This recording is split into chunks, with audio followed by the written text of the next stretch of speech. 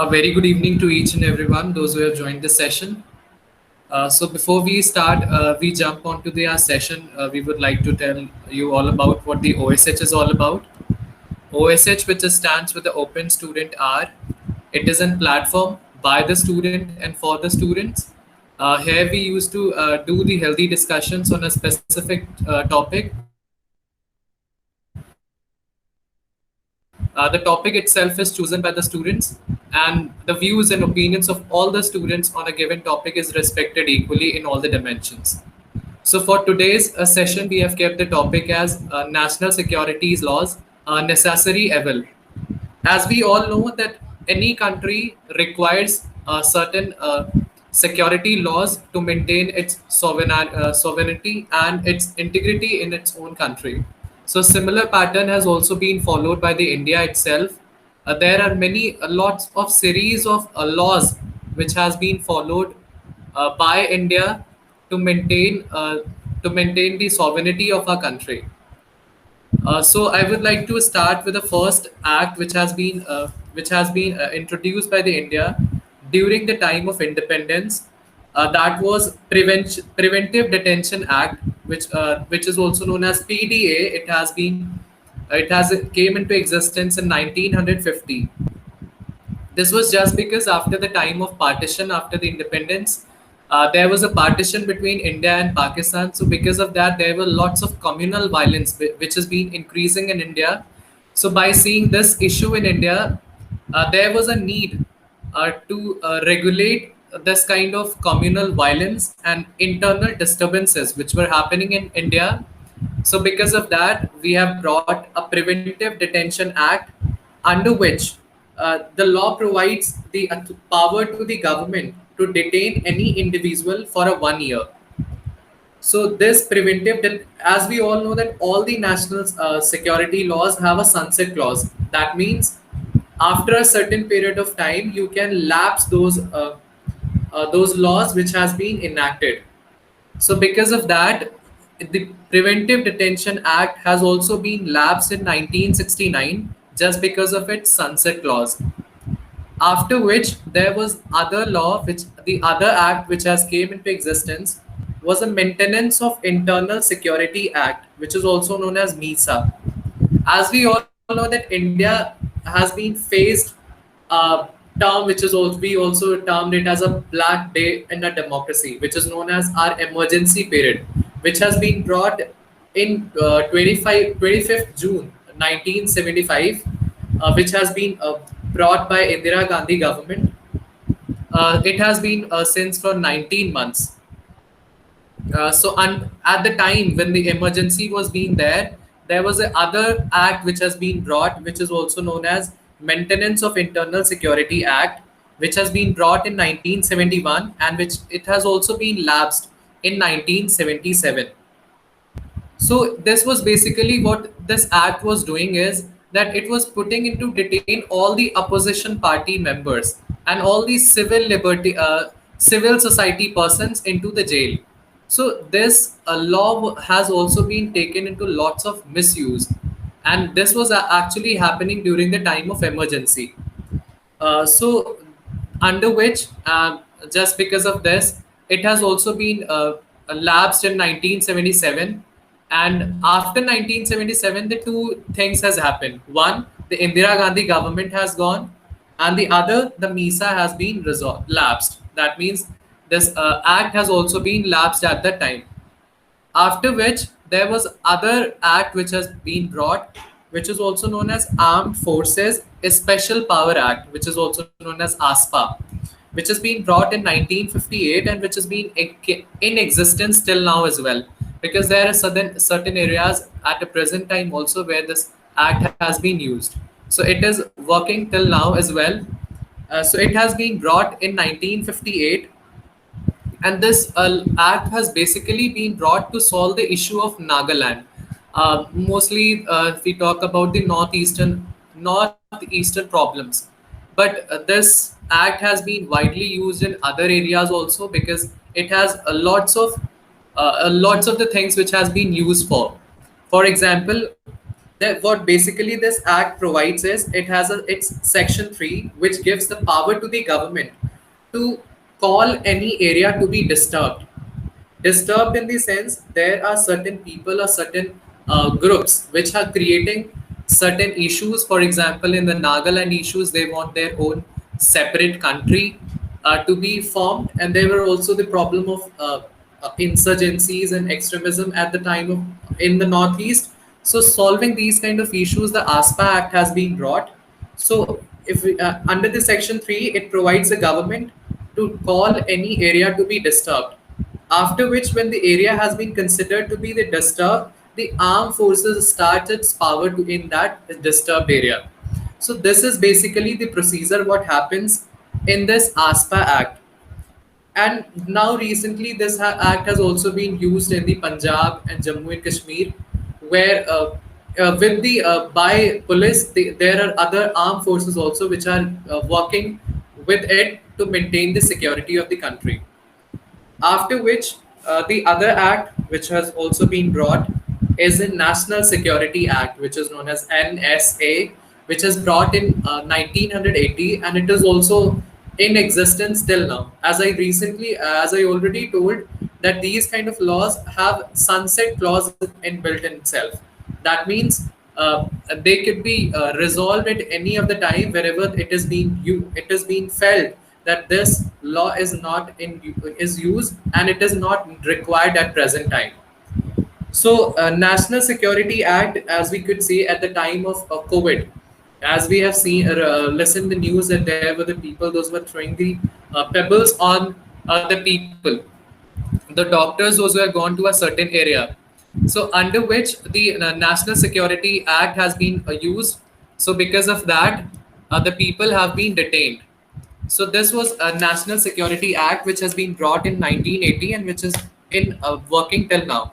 So it provides the power to the center as well as to the state government to detain any individual who is doing any certain kind of thing which is restricting the sovereignty of the country, or is doing any kind of for example, the case of the doctors which are hitting the doctors was also the thing which is being considered under the National Security Act. So when the National Security Act has been used on a particular individual, the certain basic rights has also been snatched from it. For example, right to be informed, that there will the maximum time would be that there would be 10 days that you will not be going to be informed that for what purpose you have been detained. And the second, the basic right which has been snatched from you is a legal aid, that they are not going to provide you any a legal aid, that means any lawyer who is going to fight for you. So these two basic rights has been taken from you. So this is basically the procedure what happens in the National Security Act. After which, the other act which has been brought is the Terrorist and Disruptive Activity Act, which has been brought in 1950, which is also known as TADA. This act has basically been brought just because of the Punjab issues, the blue operation and the Khalistan issues which were happening in the Punjab. So solving these kind of issues, the TADA Act has been brought, which has been brought in 1985. So what it basically do is it overrides the certain. It has lots of power that it sometimes overrides the constitution as well. It takes the fundamental rights of the people which has been detained under the TADA Act, and it gives lots of powers to the police, and it also reduces the rights of the safeguards of the person which has been detained. So these are the basically the things which were happening under the TADA. So as we have seen the procedure, so it is a very likely to be that it has a lots of misuse of the TADA Act. So after which, when the TADA is going to be resolved, it has been seen that around 70,000 people were there in the list which has been detained under the TADA Act. So, as I already told that all the National Security Acts contains a sunset clause. So, by looking at all the misuse which were happening under the TADA Act, it has also been seen to be resolved. So, in 1995, TADA has been resolved. After which, uh, the new act which has been brought was the POTA, which is known as Prevention of Terrorism Act, which has been brought in 2001. So basically, the reason for bringing the POTA Act in 2001 was the three consecutive events which were happening around the world. The first one was the Kandahar attack, which has happened on 24th December 1999, and the second was 9/11 incidents in the America, that the World Trade Center has been shooted by the terrorists, and the third one was the 13th December 2001 Indian Parliament attack. So these were the three consecutive events which were happening around the world, which has felt India to bring other National Security Act to resist these kind of activities which were happening around the world in India itself. So, putting into the perspective, we have brought the POTA Act, which is known as Prevention of Terrorism Act in 2001. So similarly, this was also resembling towards a TADA, and it also gives the lots of powers to the police, and it also uh, reduces the rights of the detained person. So somewhere it was also felt that same misuse was happening of the POTA Act. So by putting into the perspective, the sunset clause has again been used of the POTA, and it has been lapsed in 2004. So for 3 years only, the POTA Act has been came into existence from 2001 to 2004. Now there was other act which has been recently amended in 2019, which is known as UAPA, that is Unlawful Activity Prevention Act. So basically, this is also an act which has been amended recently in 2019. So the agency which looks all the terrorist attack is also the considers individuals to be terrorist is known as NIA, which is known as National Investigation Agency, and under which what happens is that they could consider any individual or any organization to be terrorist group or an individual to be terrorist. And the other thing, what UAPA has been amended in 2019 is that a person would be detained for maximum for 180 days. That means for 6 months, the right of bail would have been snatched from the person who has been detained for. And so I think these problems which the amendments which has happened in UAPA are a lot more debatable. I think everyone thinks that for maintaining the security of a country, we could not put the rights of the people to be reduced. So we will have to make a balance between the rights and the security. If we have the balance, the national security laws will always flourish. Otherwise, they won't be. As so, I think this was the overview of all the acts and all the national security laws which has been brought in India. So I think we have covered all the things very briefly. So now I would like to ask others to share their views, that what they feel that to each and every act, that because we have described it, each and every act, what each and every act, when it has been started and when it has been lapsed, and what were the procedures in each and every act. So what you feel, that whether these acts are required in India, or in what form they are required. So I would like to request to call our student speakers first. So I would like to call Aditya Pandey first to share his views. Thanks, Ayush. Hello, everyone. I'll be speaking on UAPA, particularly Unlawful Activities Prevention Act. It was brought in 1967 by NIA. It is a national security agency of the country. So I will start by introduction of and history of UAPA. So I'll read it out. UAPA was introduced in 1967, but it was majorly amended in 2004. Uh, since since then, it's hello. Am I clearly audible? Hello, am I Yes, you're audible? audible. Adit, audible.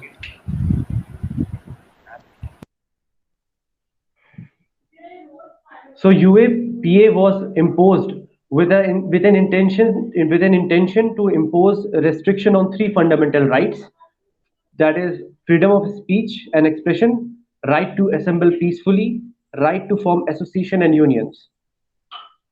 Deals with unlawful activities uh, like scission or separation, or when someone questions or threatens the sovereignty or security of the country, the usual sedition that goes. I will read out what section 124A defines sedition to be.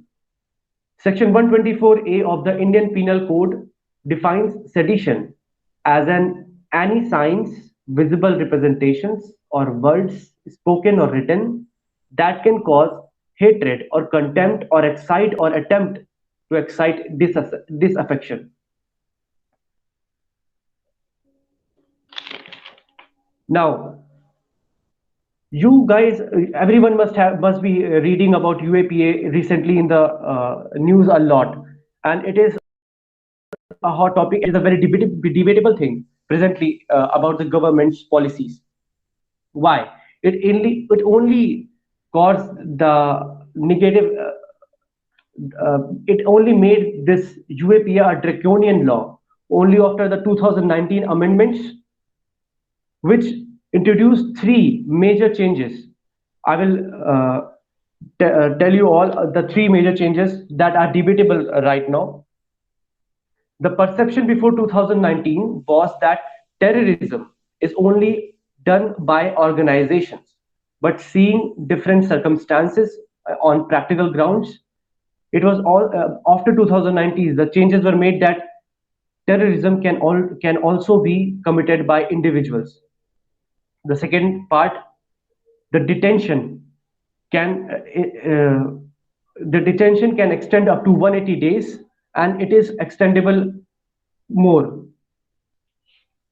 And during this 180 days, the accused is not given the right to bail. Now, third, which is the most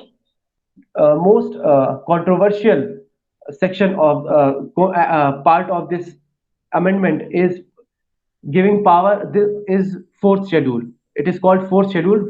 I will tell you what it means. It gives the fourth schedule gives power to the government to label any individual as a terrorist.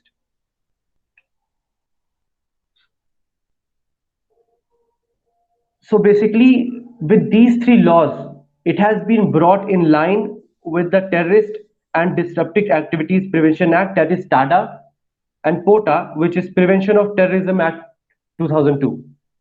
Now, what is the problem with these changes that has been made?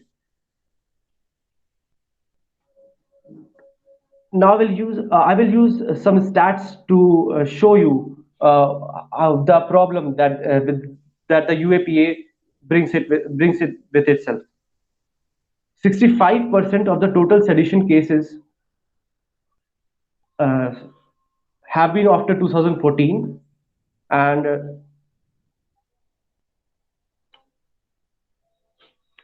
here I will read this.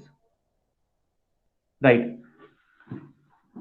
Only 2.2% of cases registered under UAPA between 2016 and 19 ended up in convictions, which means 97.8% were not convicted. They had to go through this process of punishment of 180 days at least, which in itself is a punishment. The biggest problem with UAPA is there is no accountability or compensation given to the victims or the accused. So this takes away the accountability of the government. Like, now people will say the government would use it in the negative ways, but I will tell you our data.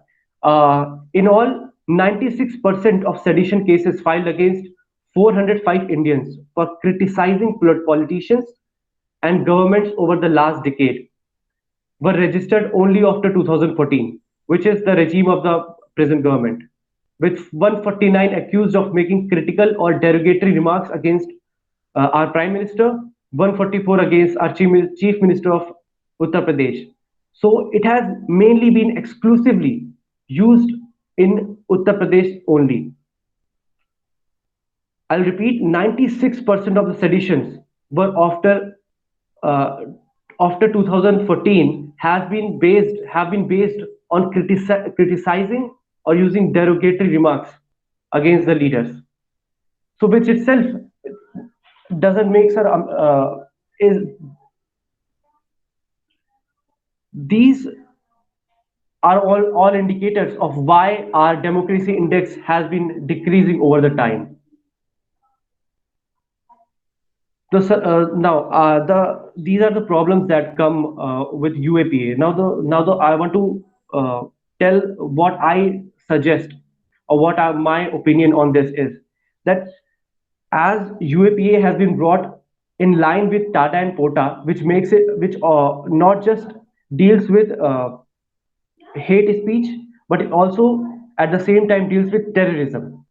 So hate speech and terrorism are being treated the same under UAPA, which is a very extreme step for sedition under hate speech.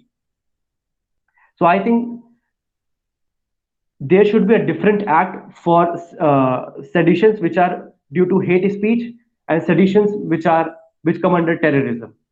Thank you.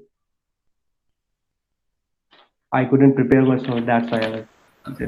Thank you so much, Aditya. Thank you. You have wonderfully told all the demerits of a UAPA, which has been amended in 2019.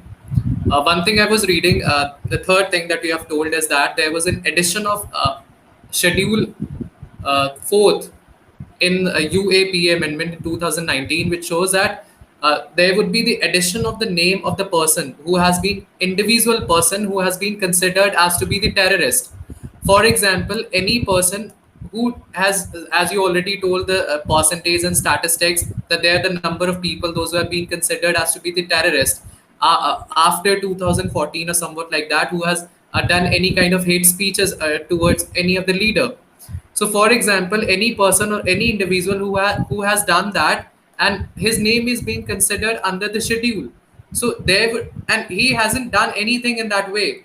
So there would be the civil death as to be the if myself and my name is there in that list, and I have not done anything in that way. So I would be having a civil death. That means I would be don't having that kind of respect in the society as the kind of the way I could use the resources of the country as the others should have. So I think these are the problems which are existing in the UAPA 2019 Amendment Act, and I think the rights and the security should have a balance between them. Then only all the national security laws should flourish into a better way. So now I will request other students to also express their views. If anyone wants, then they could please unmute himself or herself. Anyone who want to speak anything? I want to speak on ASPSA, Armed Forces Special Power Act. Should I? Okay, okay, okay, So I prepared that much only. okay. So after first, I would like to tell something about history of ASPSA. So it was basically came into the force by British government in 1942 through ordinance uh, in on 15 August 1942 to suppress the Quit India movement that was started by Indians uh, against British authorities. So thereafter, in 1958, it is uh, made act by Indian Parliament, and it was mainly to it was mainly used in northeastern regions. And in starting years, it was enforced in Nagaland and other northeastern state. Then in 1983, it was also makes applicable to Punjab and Chandigarh. Uh, but later in 1977, it is withdrawn from that from these states. In 1990, it was enforced in Jammu Kashmir, and nowadays till date it is enforced in Jammu and Kashmir. Now there are both side of this law, this act. There are few arguments against this act, and there are some arguments for this. So against that is that the power given to armed forces is so huge that, and they have not much experience to handle civilians. That is the issue with this act. And yeah, so mainly it the criticism around the world of in India with regard to this act also so high. Even in 1990s, United Nations had also criticized this law, and the uh, they so this law damaged India's image also. And argument for this for the favor of this act is that Article 355 of Indian Constitution gives power to center government to protect every state from internal disturbance. And also when yeah, so thank you. That's all I can say. Thank you so much, Sonit. I think you have told all the things about the ASPA that we have already discussed, and you also told about the arguments in the favor and against of the ASPA Act, and you have also told the historical point of view that from where the ASPA has been seen before the independence in the 1942 when the Quit India has movement was being started. So the ASPA Act has been mainly been started just because to solve the northeastern issues, mainly of the Nagaland issues. So yeah, this was all about the ASPA. If anyone else want to speak about anything else, about any act or has any views about any of the act, could speak. Yes, I would like to speak something. Okay. Basically जैसे अभी सभी बोल रहे थे, जो UAPA में conviction rate है वो 136 है 2016 टू 19 करके, और आउट ऑफ 5,922 केसेस, जो कि मेयरली 0.3% के अराउंड है। तो और अभी रिसेंटली हम लोगों ने देखा भी जैसे कि फ्रीडम हाउस और वीडम रिपोर्ट्स आई जिसमें जो है इंडिया को पार्शली फ्री कर दिया गया या हमको थियोरेटिकली ऑटोक्रेसी लाइक पाकिस्तान से हमको कंपेयर करा गया, जो कि मैं एग्री नहीं करता हूँ उस बात से बिल्कुल, क्योंकि वो उस लेवल के भी अभी हम लोग इंडिया नहीं है कि आप हमको पाकिस्तान से कंपेयर करें। बट स्टिल जो ये यूएपीए या टाडा इस टाइप के जो एक्ट हैं, इससे हमारे सिविल लिबर्टीज के जो पॉइंट्स होते हैं बाकी उसकी जो है वो कम हो जाते हैं। ऐसे रिसेंटली तो जो है जैसे हमारा जो अभी यूएपीए है, ये बेसिकली हमारा अभी दिशा रवि पे जो है यूएपीए एक्ट लगाया गया, या और भी जो जो अगेंस्ट, मतलब ऐसा नहीं है कि जो यूएपीए अगेंस्ट टेररिज्म यूज हो रहा है, क्योंकि अभी जो है 8 मार्च को पार्लियामेंट में भी बोला गया कि जो इंडिया में टेररिज्म है वो आउटसाइड स्पॉन्सर्ड है, स्टेट स्पॉन्सर्ड टेररिज्म हमारे क्या कम है। तो उसके लिए जो इतना कम एक एक्ट है, बल्कि हमको लगता है ये लोग सिविल राइट्स कर्टेल करने के लिए एक जो पूरा यूएपीए एक्ट है, इसको जो है ऐसा एक्ट कोई होना ही नहीं चाहिए इंडिया में। Okay, Thank you, Sayed. I think one thing you said was that India has been considered as not to be a free country. It is considered as to be the partly free country. Just because I won't consider the UAPA as only responsible for it. There are other factors also, but somewhere the UAPA could also be considered in it. Just because we are just snatching the civil liberties and the fundamental rights of the people, those who have been detained uh, just under the UAPA at the time whenever you're going giving any of the hate speeches against of the political leaders, then any of the individuals could also be considered as to be the terrorist, and they are going to be the detained for 6 months. They're going to be detained for the 6 months. So these are the things which is happening under the UAPA, and just because of that, the India has been considered as to be the partly free country. So now, if anyone else want to speak anything about any of the act, is most welcome. Otherwise, I'm just calling Anshika Di to please unmute herself. Uh, Ayush, I want to add a little something to what Matthew already said. Okay. The fourth schedule, the main problem with the UAPA that I see is came after the 2019 amendments. With the fourth schedule, the main problem that I see is the fourth schedule, which gives power to the government to decide or tag, brand an individual citizen as a terrorist. And when Individual and organization also. you're right. But I'm talking about individual because as a civilian, if I want to register my protest or join ongoing protest and want to use my dissent, which has been entitled to me by the constitution, but I face a threat by UAPA, by the government, to be labeled a terrorist just for using my fundamental right of dissent. And they will take, and after you are branded a terrorist, your fundamental rights are taken away. You are not a civilian anymore. You are not treated as a civilian in any way. So this makes it a draconian law, like it is being said everywhere. It is indeed a draconian law just because of these few parts of it. So if these are amended again, so I think UAPA can achieve its true purpose of dealing with the seditions. Uh, so again, I think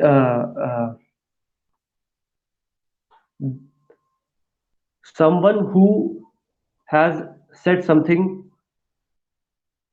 against the government can be used against him to brand him as a terrorist, which is which blows away my mind to even think like you think that someone uses his dissent and he can be branded a terrorist for 180 days without any hearing or bail. So I think it should be separated. We should root for separation of these two kinds of seditions.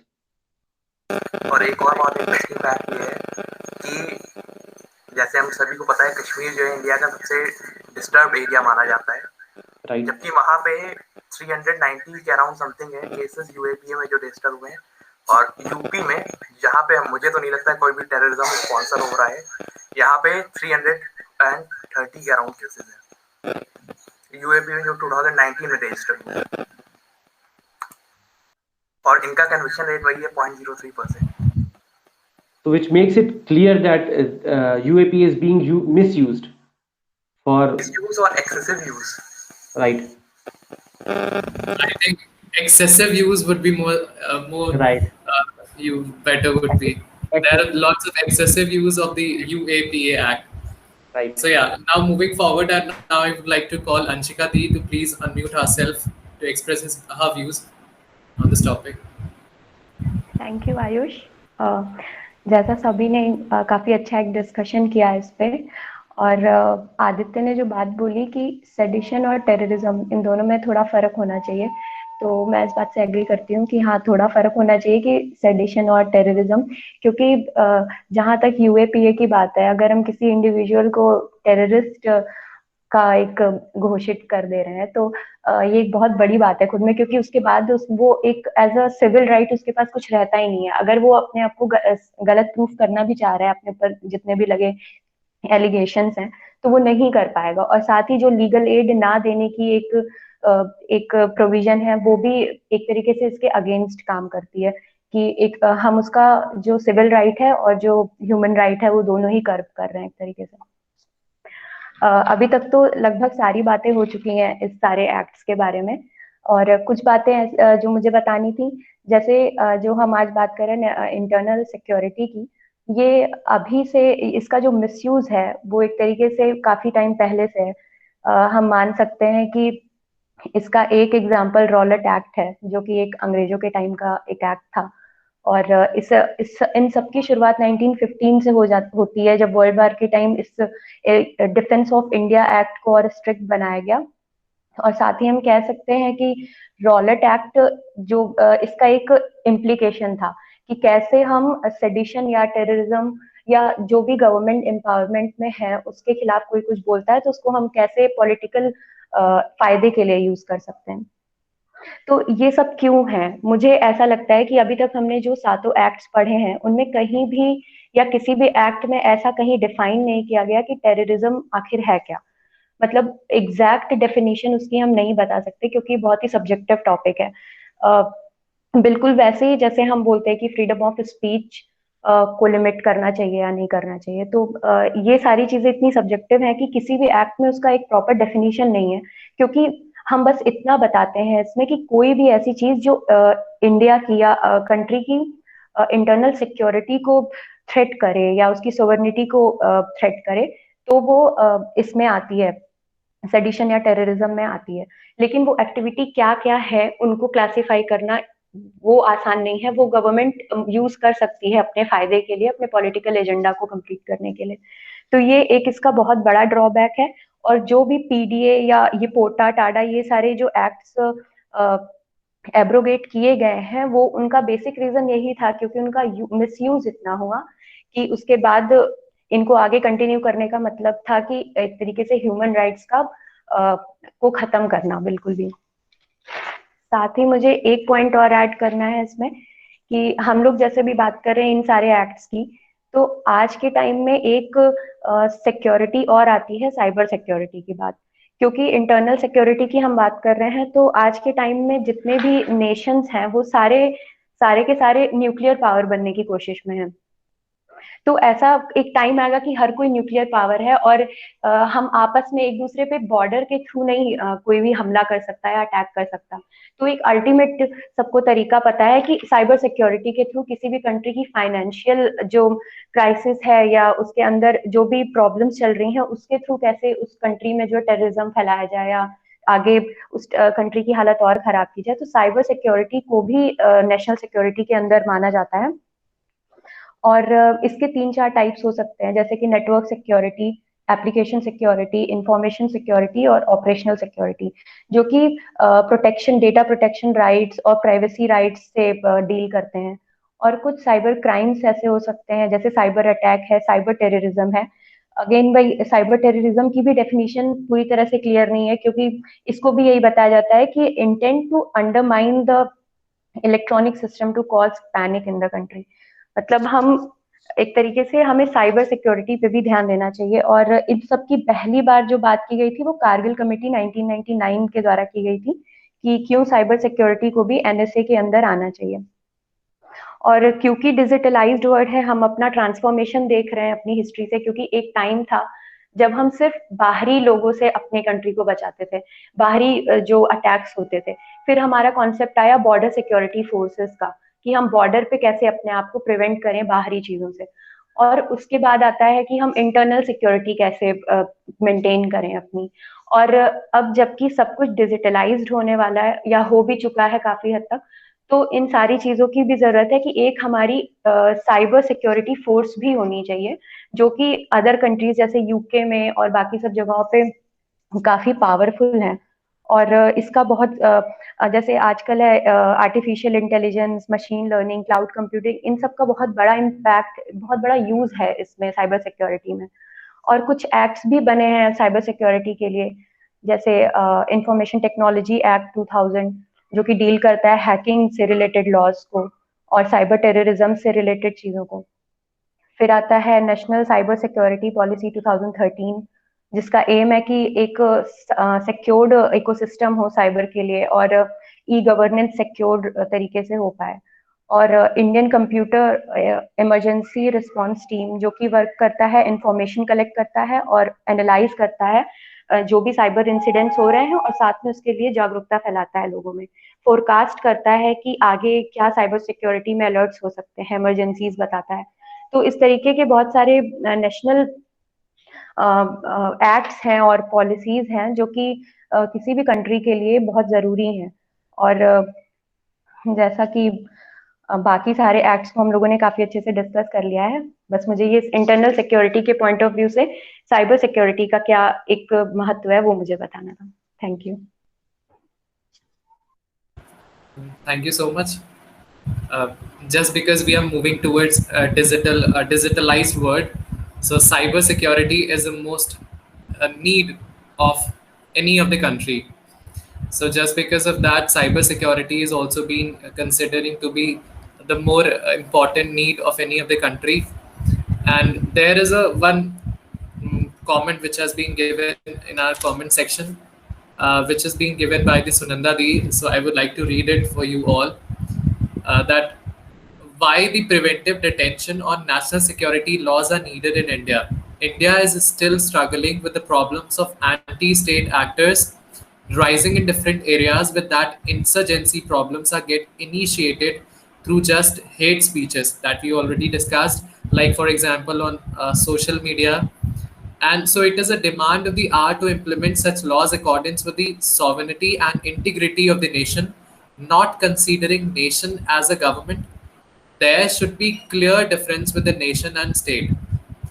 So yeah, this has been needed in India to have a, a clear difference between what the nation and a state is. And the cybersecurity problems that we have also seen, that there are lots of hate speeches which is a lot more prevailing on the social media platforms. So how to deal with it? Because we could not consider the person who is who is being initiating any kind of hate speeches on a social media to be a terrorist.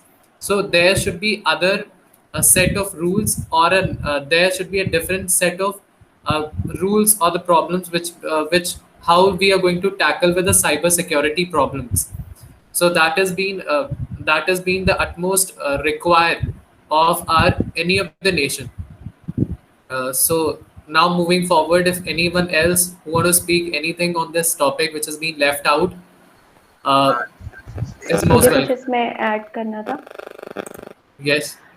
अ, जैसे हम लोग बात कर रहे हैं कि इसमें sedition और टेररिज्म का, तो जो भी ये सारे एक्ट्स हैं, एक इनको इनकी पावर को थोड़ा कम करने के लिए, जो कि इनडायरेक्टली गवर्नमेंट की पावर है, ना कि कॉन्स्टिट्यूशन की, जो कि कॉन्स्टिट्यूशन की होनी चाहिए, वो एक तरीके से गवर्नमेंट की है कि वो किसे जो है कन्विक्ट कर सकता है, किसे नहीं कर सकता है। तो इन सारे एक्ट्स के ऊपर जुडिशियल सिस्टम को एक और एम्पावर करना चाहिए, स्पेशली इन एक्ट्स के लिए, कि अगर कोई गवर्नमेंट अपने फायदे के लिए किसी को कन्विक्ट कर रही है, तो मे भी कोई एक कमिटी ऐसी हो जो जुडिशियली जिसको मेन जिसका गवर्निंग बॉडी जुडिशियल सिस्टम में हो, ना कि गवर्नमेंट से रिलेटेड हो, तो मे भी शायद ये प्रॉब्लम सेडिशन की और टेररिज्म में जो इतने सारे कन्विक्शंस हैं उनको कम करने में की जा सकती है।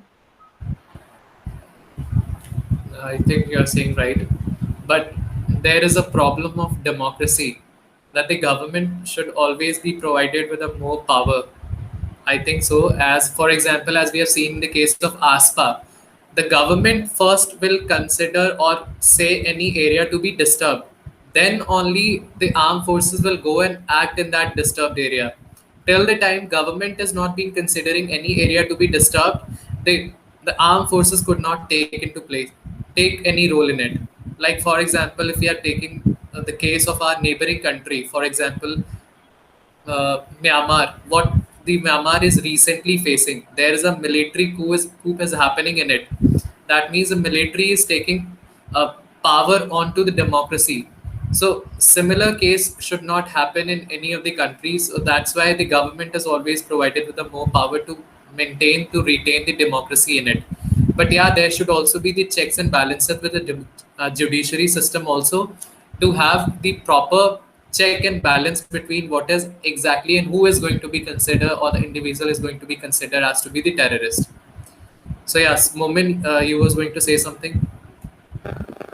जो उसकी बात हो रही है अभी साइबर सिक्योरिटी, तो उसमें तो अभी हमारा एक ऑलरेडी बिल जो है वो अंदर जेपीसी है, पर्सनल डेटा प्रोटेक्शन बिल। तो जब वो आएगा तो हो सकता है उससे जो पर्सनल डेटा प्रोटेक्शन वाली चीज़ें हैं वो काफ़ी सारा क्लियर हो जाए। और सेकेंडली जो अभी जो बोला कि जुडिशरी को चेक रखना चाहिए उस पर, अगर गवर्नमेंट यही चाहती है कि एक मतलब फ्री इन्वायरमेंट रहे कंट्री के अंदर, तो वो यूएपीए जगह बिल ही क्यों लाए? वो ऑलरेडी हमारे जो कॉन्स्टिट्यूशन में प्रोविजंस हैं उसी के थ्रू किसी को कन्विक्ट कर सकते हैं अगर किसी ने गलत करा है। और अगर किसी पे फोर्सफुल करना है या किसी पे जबरन जबरदस्ती करनी है, एक हायर अथॉरिटी दिखानी है गवर्नमेंट को, उसके लिए यूएपीए की जरूरत पड़ती है। Okay, that's all. यस, मैं इस बात से मतलब एग्री हूँ, क्योंकि जो ओवर बर्डन हो जाता है एक्ट्स का और पॉलिसीज का, वो कहीं ना कहीं लूप होल क्रिएट करता है एक्ट्स में, क्योंकि हमारे पास जितने ज्यादा रूल्स होंगे, रेगुलेशंस होंगे, और कहीं अगर हमें उसको फॉलो नहीं करना है या कुछ तरीके से हमें उसको हम नहीं फॉलो किया जा रहा है लोगों के द्वारा, तो कहीं कोई दूसरा एक्ट हम निकाल लेंगे जो उसको फेवर करेगा। तो इसलिए ओवर बर्डन ऑफ एक्ट्स ये भी एक चीज है जिसकी वजह से हमारे यहाँ बहुत ज्यादा लूप होलिंग होती है। हर चीज का एक तोड़ हम निकाल लेते हैं। और जुडिशियल सिस्टम की जो मैं बात कर रही थी, मेरे कहने का मतलब ये था कि जैसे इलेक्शन कमीशन है, एक ऑटोनॉमस है, उस पर गवर्नमेंट का कोई इम्पैक्ट नहीं है। अगर जो इलेक्शन कमीशन ड्यूरिंग इलेक्शन कह देती है, गवर्नमेंट उसको ओवर रूल नहीं कर सकती। तो एक ऐसा और कोई सिस्टम होना चाहिए कि अगर इस एक्ट के अंडर, क्योंकि ये ज्यादा अ, बहुत ज्यादा बड़ी बात है कि अगर हम किसी को टेररिज्म, किसी इंडिविजुअल को स्पेशली, क्योंकि ऑर्गेनाइजेशंस हम जनरली देखते हैं कि ऑर्गेनाइजेशंस कुछ ऐसी हैं जो इसमें इन्वॉल्व होती हैं, लेकिन अगर किसी इंडिविजुअल को हम कन्विक्ट कर रहे हैं तो उसके उसके सारे राइट्स चले जाएंगे। तो उसके लिए कुछ एक सिस्टम होना चाहिए जिसकी वजह से, जिससे वो अपनी बातें रख सके। तो बस यही बोलना था मुझे। Yes, there would be the civil death of that person who has been considered as to be the terrorist under the Schedule 4 of the UAPA 2019 Amendment. So yeah, moving forward, if anyone else want to add anything which has been left out to discuss till now, is most welcome. एक point जो Aditya, point किया है कि जो legal या law experts हैं वो ये कह रहे हैं कि यूएपीए में भी, अभी जैसे सुप्रीम कोर्ट ने भी बोला कि शायद यूएपीए में भी अगर सही प्रोविजंस के देखा जाए तो उसमें भी बेल ग्रांट करी जा सकती है। There was an article I was reading. So yeah, that's but the amendment says that till 6 months, the right to bail will not be given to any individual who has been detained. But the normal person who has been detained will have maximum of 90 days or 3 months in that the right to bail has been given to it. But under all the criminal offenses, but in the UAPA it has been 6 months. If it has been given in before that, would also be seen in the UAPA cases. That's what I must say.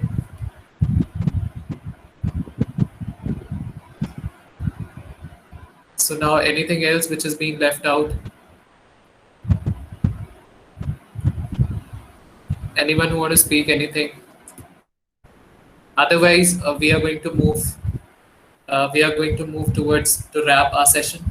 So I think we have all covered all the topics and all the acts of the national security laws which has been came into existence since very start.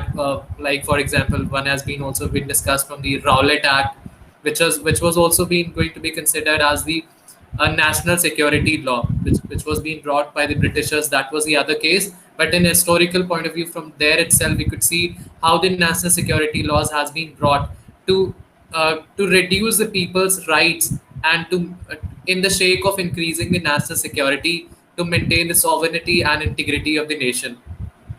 And there are lots of series of acts which has been brought: POTA, TADA, Preventive Detention Act, ASPA, National Security Act, UAPA, NIA. So these are all the acts which has been brought, and as we have all seen that all the national security laws has a sunset clause built in itself. That means all the national security laws are not permanent in itself. They are temporary. They could be lapsed at any time, which has been felt out. For example, as we could see the case of POTA, which has been brought in 2001 and been lapsed in 2004. So all the national security laws has a sunset clause in itself. They could be lapsed at any time, which has been felt out. And we have also discussed all the positive and negative aspects of the UAPA, that is an Unlawful Activity Prevention Act, and we have also seen its amendment, which has been recently brought in 2019, how it is going to affect any of the individual who has been considered as to be the terrorist. Under the Schedule 4 will be, if any person who has been considered under the Schedule 4 of the UAPA will have considered to have its civil death, will not have any kind of civil liberties, will not be going to have the same dignity as the person was having as before the person has been considered as to be the terrorist. So yeah, we have all discussed all the points. If now itself we are going to sum up, uh, if anything is being left out, now also I'm just giving the time. If anything which is being left out, we could say, or otherwise we are going to move towards a sum up the session. Anything? Please give a message. It's done.